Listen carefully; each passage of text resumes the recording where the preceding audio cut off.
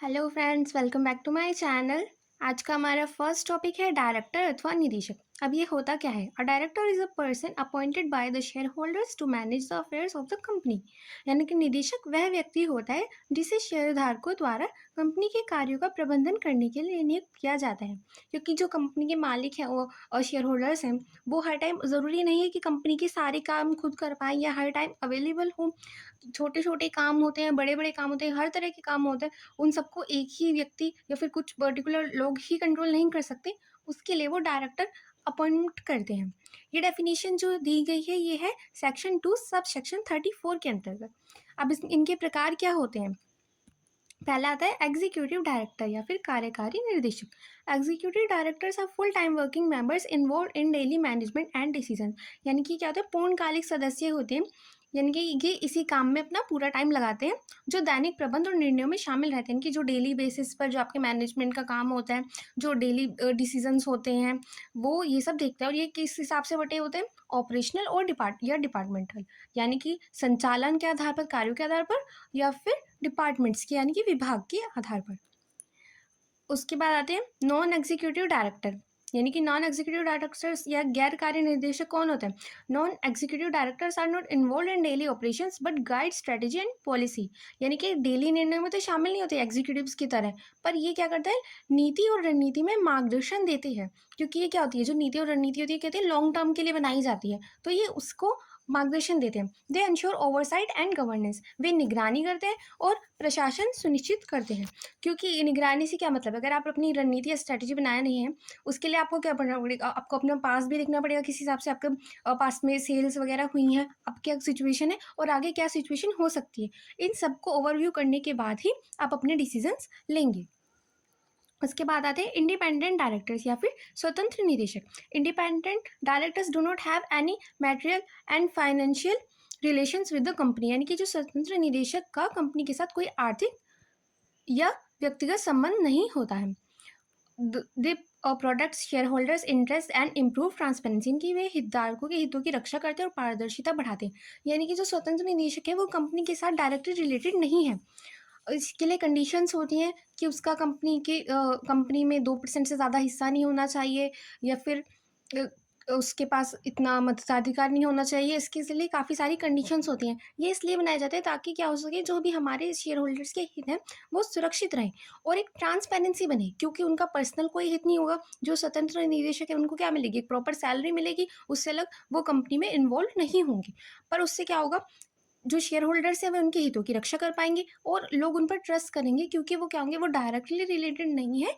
तो यहाँ पे ट्रांसपेरेंसी बढ़ेगी। उसके बाद आते हैं nominee director, appointed by financial institute और stakeholders to represent their interest. यानी कि जो नामित निदेशक होते हैं वो क्या करते हैं? वित्तीय स्थानों या शेयरधारकों द्वारा उनके हितों के प्रतिनिधित्व हेतु नियुक्त किए जाते हैं। यानी कि जहाँ पे वो पर्सन जो शेयर होल्डर है, स्टेक होल्डर है, वो खुद नहीं जा सकता, वहाँ पे वो क्या करेगा? अपने नॉमिनी डायरेक्टर को भेज सकता है कि किसी कंडीशन की वजह से हम नहीं आ सकते भी, कि हमने जिनको नॉमिनी किया हुआ है वो आ जाएंगे और वो देख लेंगे कि क्या जो काम हो रहा है वो सही है या नहीं उनके बिहाफ में। They attend meetings and participates in decisions. यानी कि क्या करते हैं? वे बैठकों में भाग लेते हैं और निर्णय में हिस्सा लेते हैं। कि जब जो रियल स्टेक होल्डर है, शेयर होल्डर है, वो नहीं आ पा रहा, वहाँ पे वो अपने नॉमिनी डायरेक्टर को भेज सकता है। उसके बाद आते हैं अल्टरनेटिव डायरेक्टर्स। अब जो वैकल्पिक निदेशक होते हैं वो कौन होते हैं? Appointed to act in place of the director who is absent for more than 3 months. यानी कि जो 3 महीनों से ज़्यादा अधिक टाइम के लिए कोई निदेशक आपका अनुपस्थित है, वो नहीं आ पा रहा है, आप उसके लिए अल्टरनेटिव डायरेक्टर नियुक्त कर सकते हैं। पर कब तक के लिए? जब तक कि जो रियल डायरेक्टर है जिसका प्लेस है वो वापस नहीं आ जाता। ही holds office until the original director returns. यानी कि वो तब तक पद पर रहेगा जब तक मूल निदेशक वापस ना आ जाए, कि जो रियल ओनर है वो वापस ना आ जाए उस पद का। इसके बाद आते हैं नंबर्स ऑफ डायरेक्टर। इनके डायरेक्ट किस कंपनी के लिए कितने हो सकते हैं? प्राइवेट कंपनी के लिए डायरेक्टर होने चाहिए मिनिमम 2, पब्लिक कंपनी के लिए 3, और जो 1 पर्सन कंपनी होती है उसके लिए होना चाहिए 1। और आप अपने डायरेक्टर्स की संख्या मैक्सिमम 15 तक कर सकते हैं अपने मेमोरेंडम्स में चेंज करके। इसके बाद आते हैं मैनेजिंग डायरेक्टर। मैनेजिंग डायरेक्टर कौन होता है? यह प्रबंध निदेशक। जो managing director has substantial management power and handle daily operation. यानी कि उसे प्रमुख प्रबंध अधिकार मिले होते हैं, वो दैनिक कार्य संभालता है। यानी कि उसके पास क्या होता है?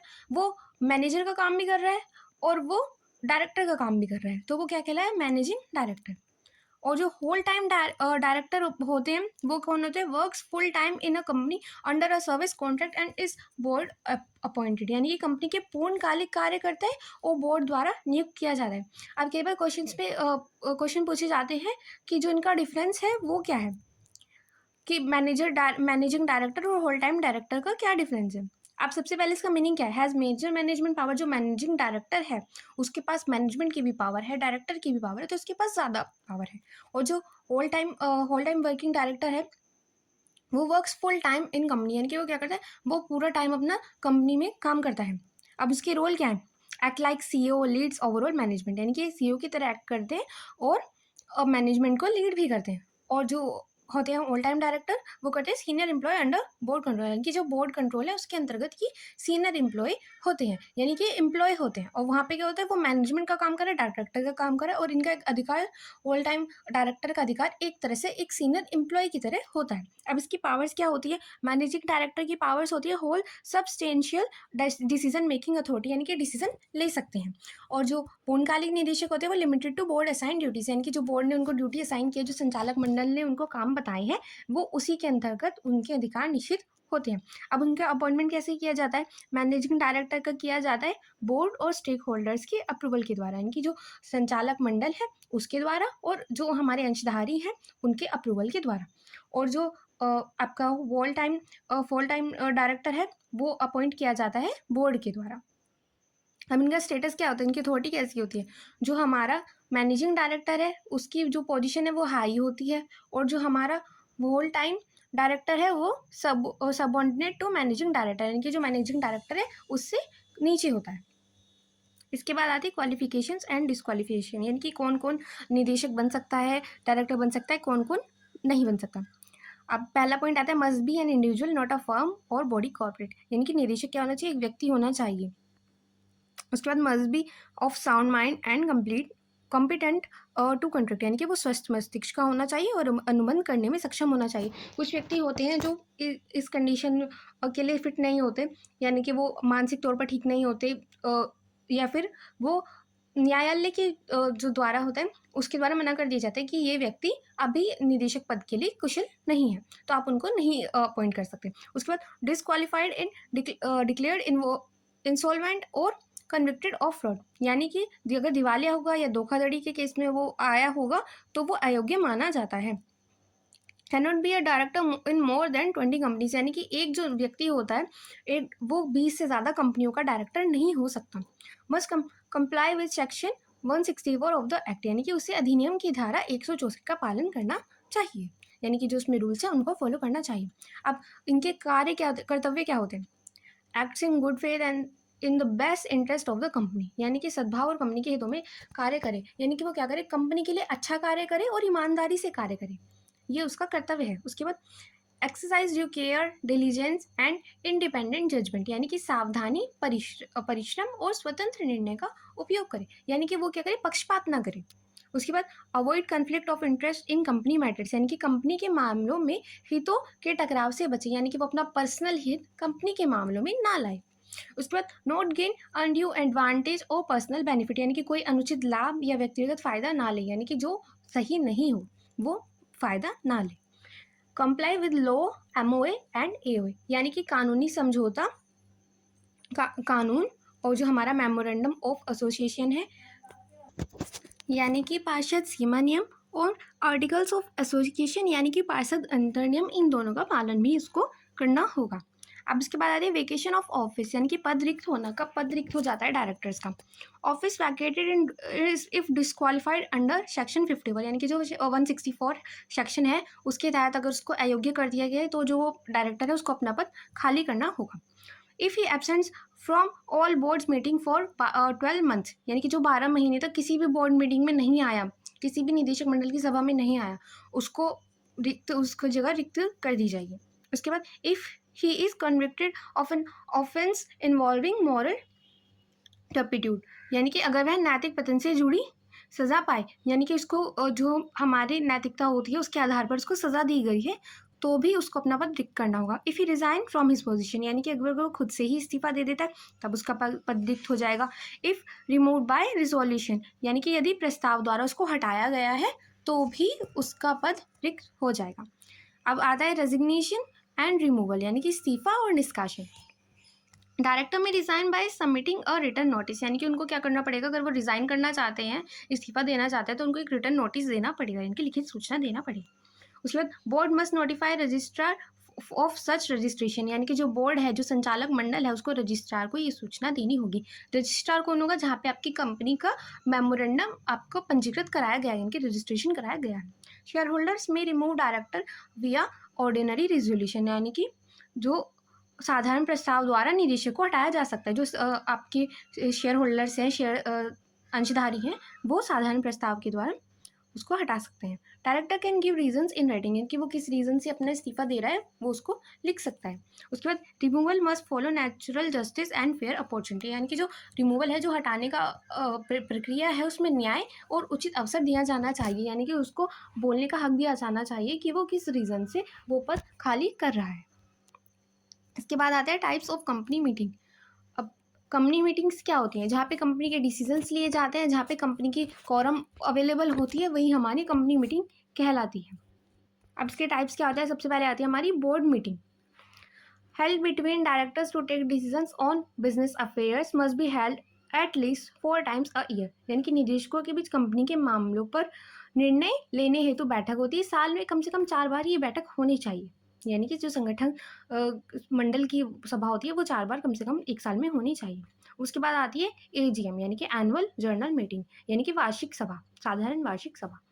Held yearly to present financial reports and appoint directors auditors mandatory for public companies, यानी कि ये जो सभा होती है ये क्या किस लिए होती है, ताकि आप अपना वित्तीय विवरण, जो आपका फाइनेंशियल रिपोर्ट आई है 1 साल की पूरी, उसको प्रस्तुत कर सकें। और अगर आपको कोई डायरेक्टर अपॉइंट करना है, कोई ऑडिटर अपॉइंट करना है, उसके लिए इस सभा में आप बता सकते हैं। और जो सार्वजनिक कंपनियां होती हैं, इनकी पब्लिक कंपनीज, उनके लिए ये सभा करना अनिवार्य होता है। उसके बाद आती है एक्स्ट्रा ऑर्डिनरी जर्नल मीटिंग, यानी कि असाधारण वार्षिक सभा। कॉल्ड फॉर अर्जेंट और special business that can not wait for the AGM, यानी कि आपको क्या हुआ, आपको एजीएम का वेट, एजीएम में लेने वाले जो डिसीजंस थे उन पर बात करनी है, पर आपके पास इतना टाइम नहीं है कि आप अगली वार्षिक सभा का वेट करें, अगली सभा के लिए काफ़ी आपका हो सकता है आपका डिसीजन के लिए काफ़ी वो लेट हो जाए, तो इसलिए आप क्या कर सकते हैं, आप एक असाधारण वार्षिक सभा या असाधारण सभा बुला सकते हैं। Can be called by board या शेयर होल्डर, यानी कि ये जो बोर्ड है और शेयर होल्डर्स है, यानी कि शेयर धारक है, उनके द्वारा बुलाई जा सकती है। उसके बाद आती है कोरम क्या होता है। Quorum is the minimum attendance required for a valid meeting, यानी कि एक मीटिंग में जितने न्यूनतम व्यक्ति होने चाहिए तभी उसको मीटिंग माना जाएगा, उसको कोरम कहते हैं। एक संख्या दी जाती है कि कम से कम अगर इतने व्यक्ति वहाँ पे आए होंगे तभी आपकी मीटिंग, जो लोग बातचीत कर रहे हैं, उसको मीटिंग का नाम दिया जाएगा। For board meeting 1/3 of total strength और 2 डायरेक्टर्स विचर इज हायर, यानी कि जो बोर्ड बैठक में उसमें कम से कम 1/3 संख्या होनी चाहिए या फिर कम से कम 2 डायरेक्टर होने चाहिए। इन दोनों में से जो भी नंबर अधिक होगा, मान लीजिए कि टोटल आपके पास है 12 सदस्य, तो आपके 4 सदस्य, या तो 4 सदस्य होने चाहिए या फिर 2 निदेशक, पर इनमें से जो अधिक होगा क्या मतलब है, मतलब 4 सदस्य होने चाहिए। उसके बाद आते हैं 4 जर्नल मीटिंग्स, यानी कि जो साधारण सभाएं होती हैं उसके लिए क्या होना चाहिए, 2 प्राइवेट मेंबर्स, अगर प्राइवेट कंपनी है तो कम से कम 2 मेंबर होने चाहिए, और अगर पब्लिक कंपनी है तो कम से कम 5 मेंबर होने चाहिए। No quorum means adjournment of meeting, यानी कि कोरम न होने पर क्या होगा, बैठक को स्थगित कर दिया जाएंगे, इनकी वो बैठक मान्य नहीं होगी अगर आपकी कोरम पूरी नहीं है।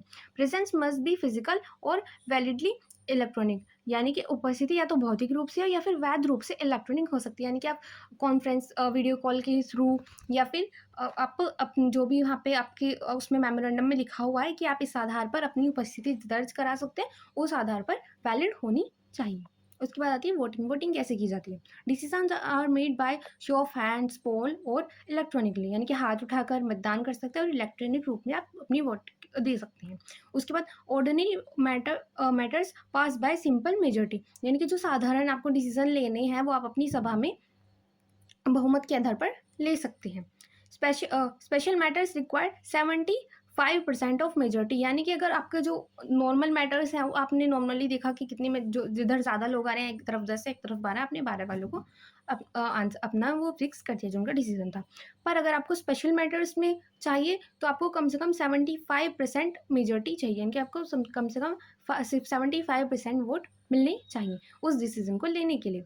Proxy voting is allowed in general meetings, यानी कि सामान्य बैठकों में प्रतिनिधि द्वारा मतदान की अनुमति है, यानी कि वो व्यक्ति अवेलेबल नहीं है, उसने अपना प्रतिनिधि भेजा है, वो वोट कर सकता है अगर साधारण सभा है। Chairman has casting vote in case of tie, यानी कि जो बराबर की स्थिति में अध्यक्ष होगा, जो उसको मीटिंग को हेल्ड कर रहा होगा, वो अपना वोट देकर फाइनल डिसीजन ले सकता है।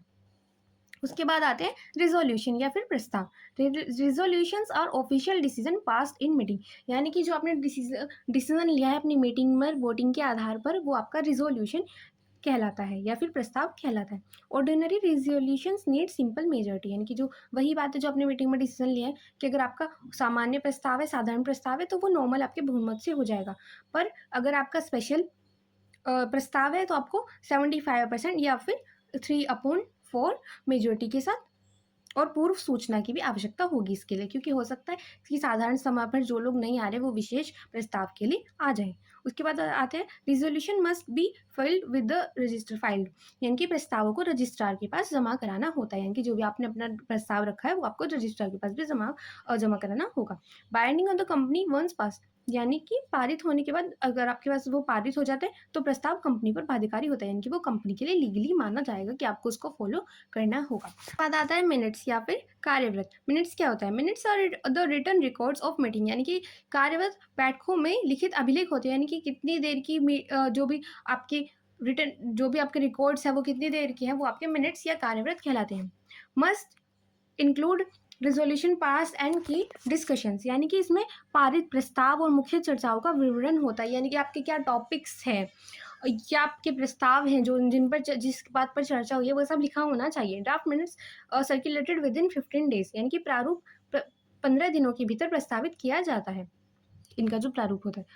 Final minutes sign within 30 days, यानी कि जो आपके अंतिम कार्यव्रत होते हैं, जो आपने टोटल अपने डिसीजन लेने की मीटिंग में ये सब हुआ है, वो आपको 30 दिनों में हस्ताक्षरित होते हैं। मेंटेन्ड इन अ बाउंड बुक और डिजिटल फॉर्मेट, यानी कि इनको बाउंड बुक में या डिजिटल रूप में रखा जाता है, यानी कि इसको सुरक्षित रखा जाता है और आपकी कंपनी के लिए आवश्यक होता है कि आपने किस मीटिंग में क्या बात किया आप उसकी डिटेल अपने पास रखें, ये लीगली ज़रूरी होता है। आई होप आपको आज का वीडियो अच्छा लगा। Thank you for watching.